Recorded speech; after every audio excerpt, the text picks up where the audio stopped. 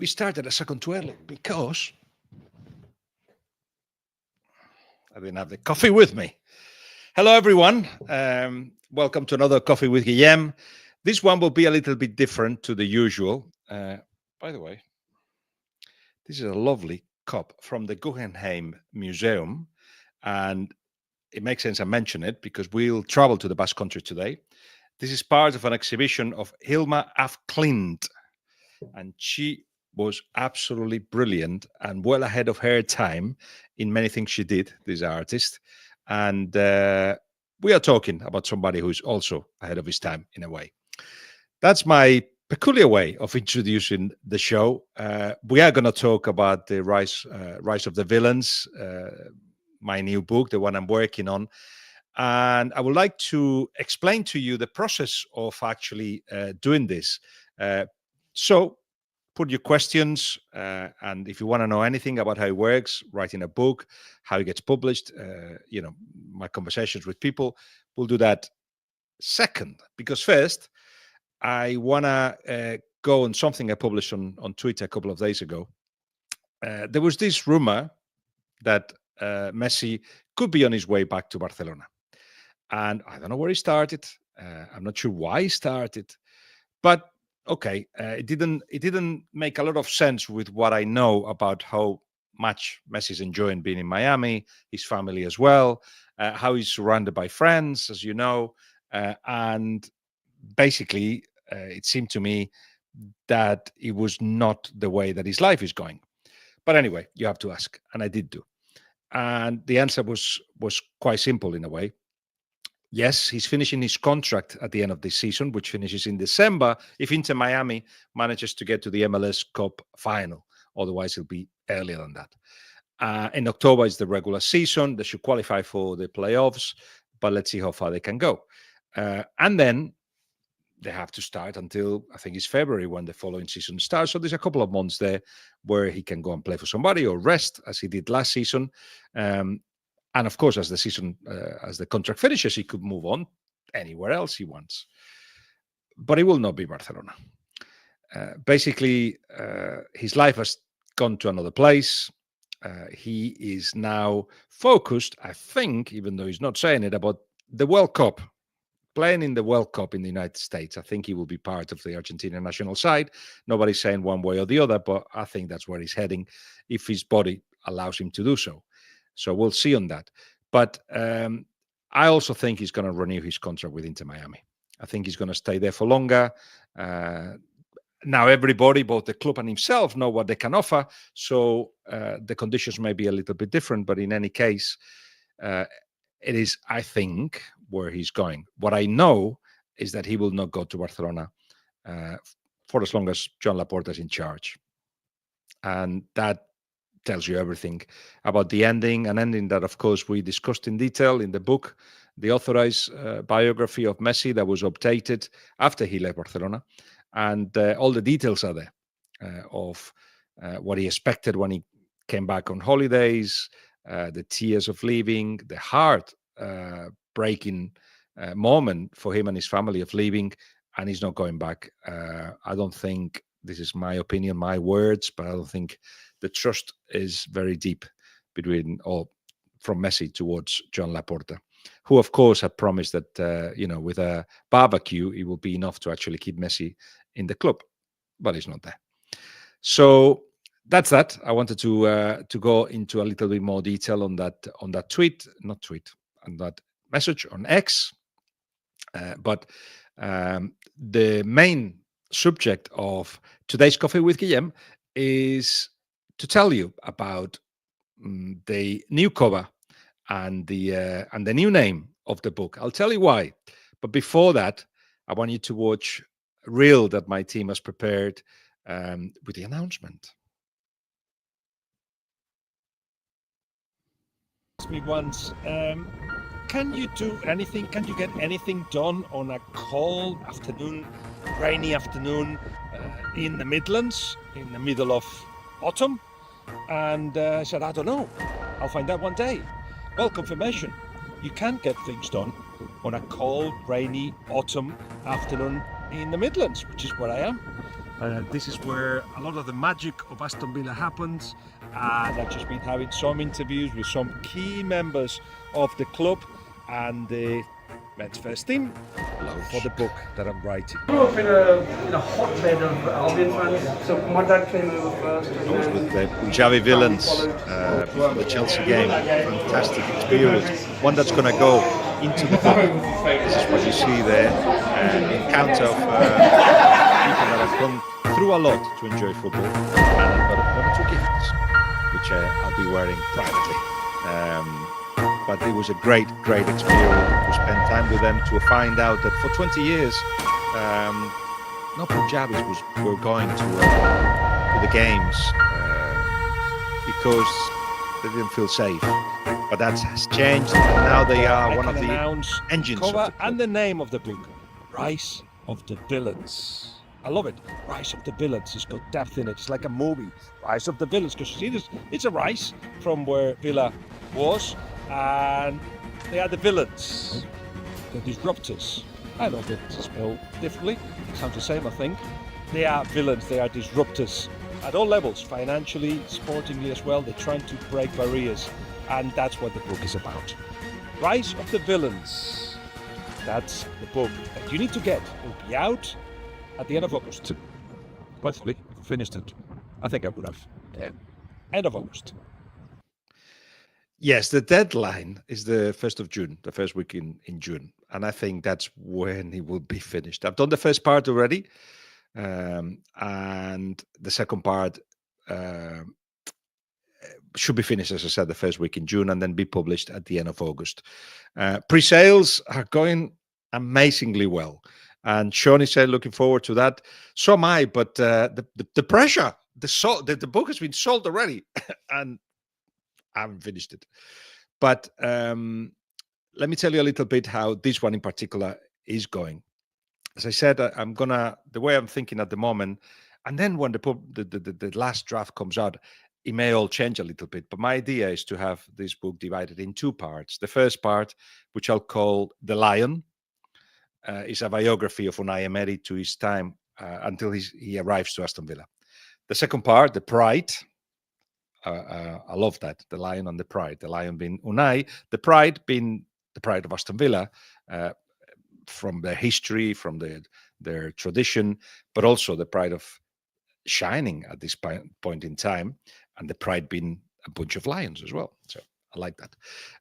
Anyway, that will be, as I say, photographs, not literally, but pictures, moments, capturing moments of the club, of different parts of the club, from how Unai relates to players, the situation when there's a bit of a crisis of results, what happens, who are the people that help Unai Emery, what's his mentality, what's his methodology, how the players also been transformed.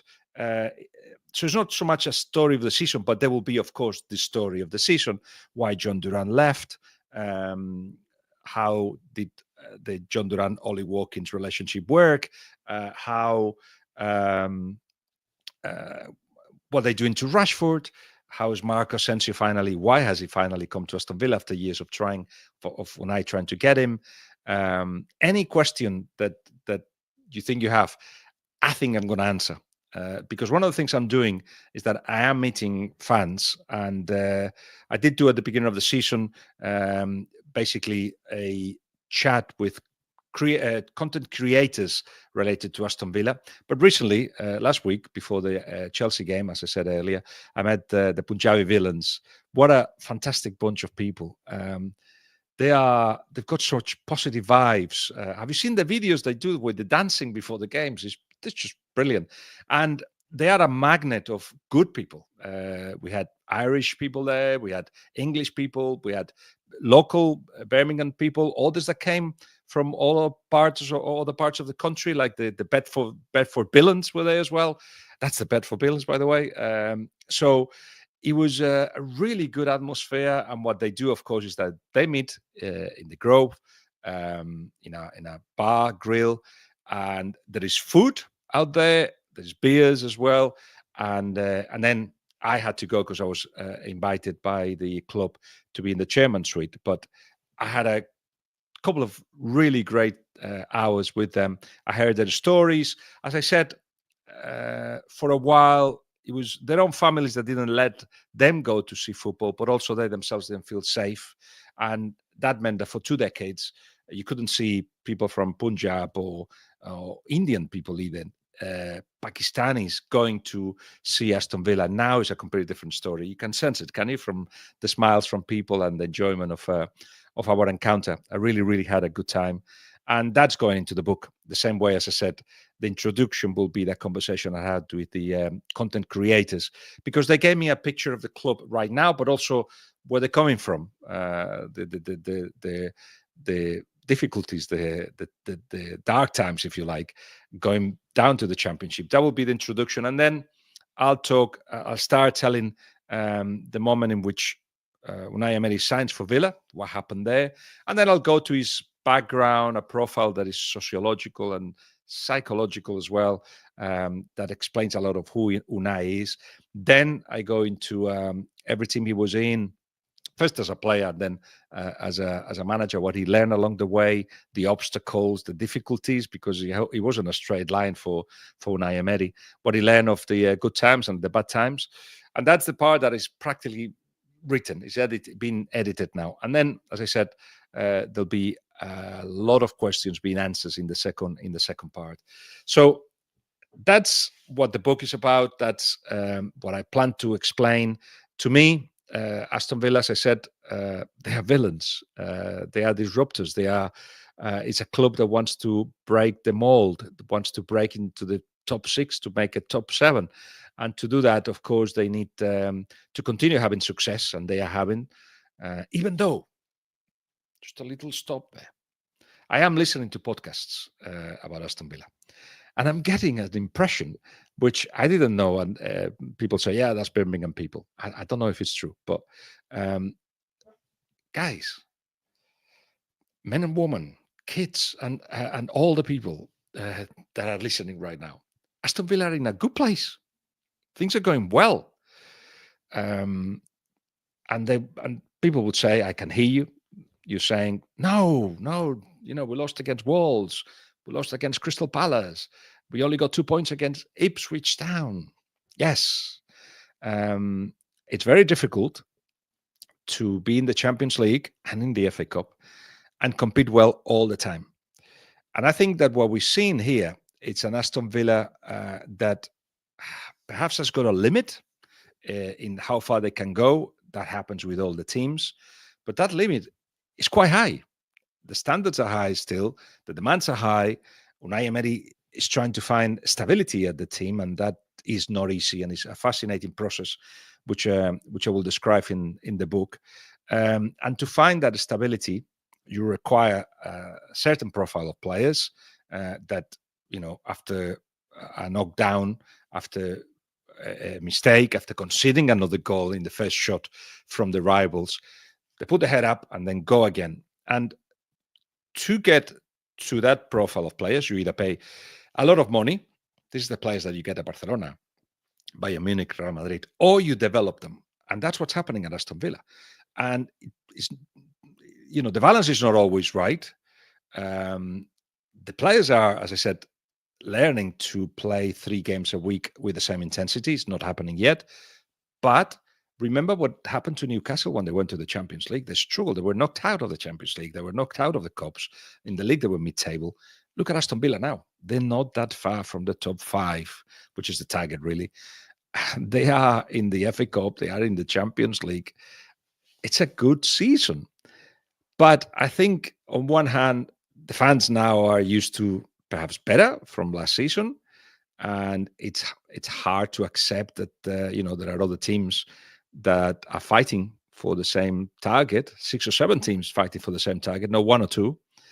And obviously they have their up and downs as well, but they are doing well, some of them. But as I said, some say, but that's what happens in Birmingham. People see the bottle half empty. Really? I need to know more about that. And that will be also part of what I want to do. Talk to people in Birmingham that can tell me about the relationship between the city and the club, the mentality of people in Birmingham, the mentality of Aston Villa fans. So that's still part of the job I have to do. But I'll tell you something else. The excitement I see in the stadium, and from all the people, younger people, those that I have conversations with in the stadium, let's say it's more positive than when I hear some podcasts. So it may well be that Bromley people just, see the bottle half empty. But it's also the case that when you create and you look at things very, very closely, you perhaps lose sight of the bigger picture. And the bigger picture, in my eyes, is that things are going well, and most fans are enjoying it, with their up and downs, of course. Sean is saying, do you have words for Villans fans? HRH Prince William, would be interesting to get his take. I'll admit that I have contact Buckingham Palace, and he sent me through his secretary a letter saying, I'm sorry I cannot participate. I get asked, to do this so often, blah, blah, blah. But I've got stories from his time at the canteen and at Buddy Heath, and relationship, or not relationship, but the things that he does when he's around. So that's, in fact, you just reminded me. I have to ask somebody about that. Hold on, because that's when I have an idea, I put it down. So you telling me about stuff about the Prince, stuff about Prince William into the book. I've got one, maybe even two big people that are helping me with the foreword, or a couple of forewords introduction to the book, but more on that on another occasion when it's written and fully confirmed. So yeah, things are going well, I think, but the up and downs do help understand, and defeats more than victories help to understand how Naimeri works, and why there is so much frustration, if you like, at the moment within the club, because they want things to be smooth, to be better, and they're very, very demanding. So how do I get the possibility of writing a book like this, and why did I get the access that I got, which is unbelievable? I'm so grateful to the club. This will be an authorized book. This will not be an official book. I didn't want it to be official, but I wanted it to be authorized. That is, that I can talk to people, and they may want to know what, when it gets published, or when it gets edited and printed, or before it gets printed, what if the words represent what they said, just that kind of thing. I'm happy that they read each other's contribution, and if they see that I did represent them, or did something, or said something that was not right, that it gets corrected. Happy with that. But how did I get there? Obviously, 9 books or 10 books, whatever it is, help. Orion and all the publishers linked to Orion that published my books have been always fantastic to me from the first book. My first book was A Season on the Brink, on that Liverpool magnificent night in Istanbul, and that season in particular, which was A Season on the Brink. By the way, we are updating that book with a foreword from Rafa Benitez, and that will come out coinciding with the 20th anniversary of Istanbul, sometime in May. I've actually sent today the last editing of the new parts of the book, and new cover, as I said, with the foreword, etc. So once I did that one and it went well, and I did others, and they got nominated to Books of the Year, and some won, like the Cristiano one. I've sold almost 1 million copies all over the world. My books have been translated to 32 languages, which is just unbelievable. But it's good business for the publisher. So as I'm finishing a book, the conversation already starts about what the next one will be. And I must say that I had a contract for a book that hasn't come off, that hasn't happened. I don't know if it will happen. It was on a manager that we had discussed the possibility. And then he said, you know what, I feel a little bit too exposed. Let's wait a little bit longer. So, no problem. You have to do these things with access and with the right intentions from everyone and at the right time. So when that fell off, we were like, what do we do? And from the publishers, they said, how about Aston Villa and Unai Emery? Right. I'm writing it now, but these conversations took place 2 years ago or a year and a half ago. And we didn't know where Aston Villa were going, but we could see that they were on their way up. And I trusted the job of Unai Emery because he's probably the manager that I've spoken the most in my career. He gave me the first English interview. We were in touch since. We had private dinners in his restaurants. We met after important games. So there was a lot of things that we've done together, and we know our private lives. It's a friend. I consider him a friend. And when I proposed that, he went like, "Oh, I don't know if I had time." I said, "Don't worry. I'll talk to everybody around you. I'll obviously Damia Vigagnac, who is again a friend, is like kind of the CEO almost of the club. Monchi I know as well. Assistants that Unai has, I know too. So I thought there's enough people there to help me. I just need your permission to do this." So after a while, after last summer, in which I wasn't getting messages back, I didn't know if it was going to happen. I wasn't sure that Unai wanted it. I wasn't sure that Damia thought it was a good idea.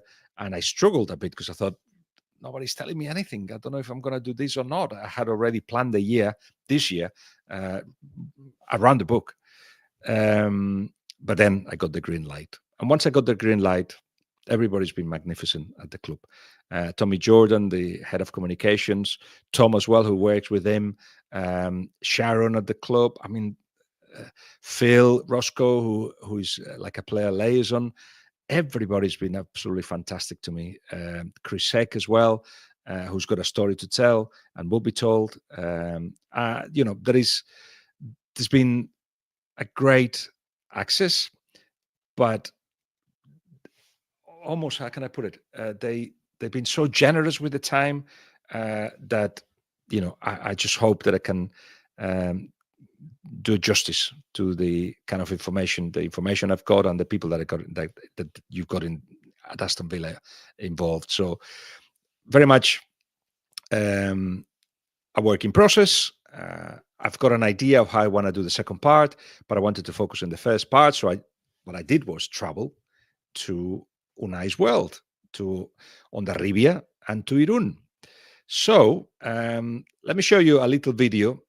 We won't going to put the whole thing, but I'll give you the link in my social media where you can watch it all.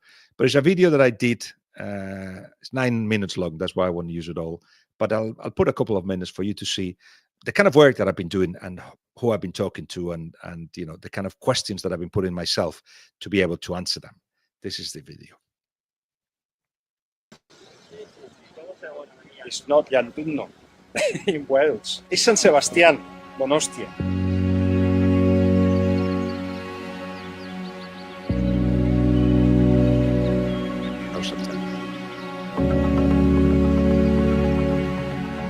And I'm here because I need to find out more about Unai Emery, the manager, Aston Villa manager, who is of course the subject of my next book, him and Aston Villa. It's amazing stories for many reasons.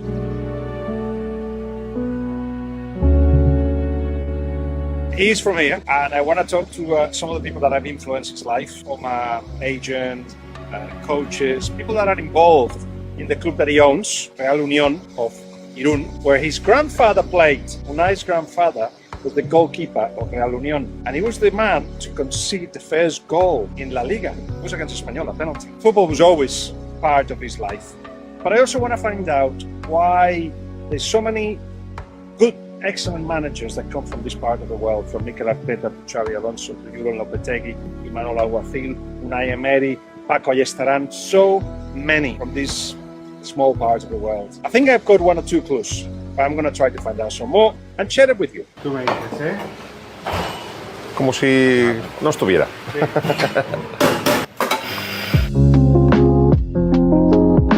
That was a lovely trip. Not the only one that I've done to that part of the world. That's one trip. I found that a lot. Basque country is great. It's got its own language, which is the oldest language in Europe. That and their own peculiar culture, a lot of the things that they do regularly have been doing it for thousands of years, like throwing the stone, the competition. El levantamiento de piedras no solo es fuerza, consiste en levantar una piedra en un determinado tiempo delante de un juez.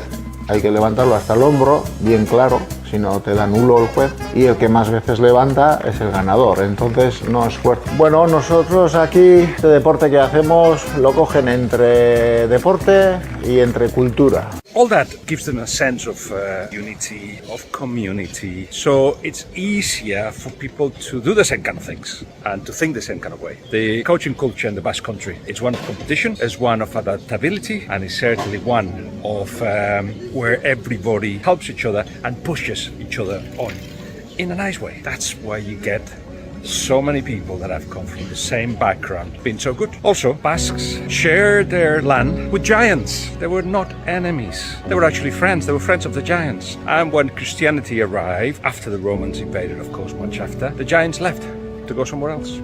And that has got absolutely nothing to do with anything. But I love the story.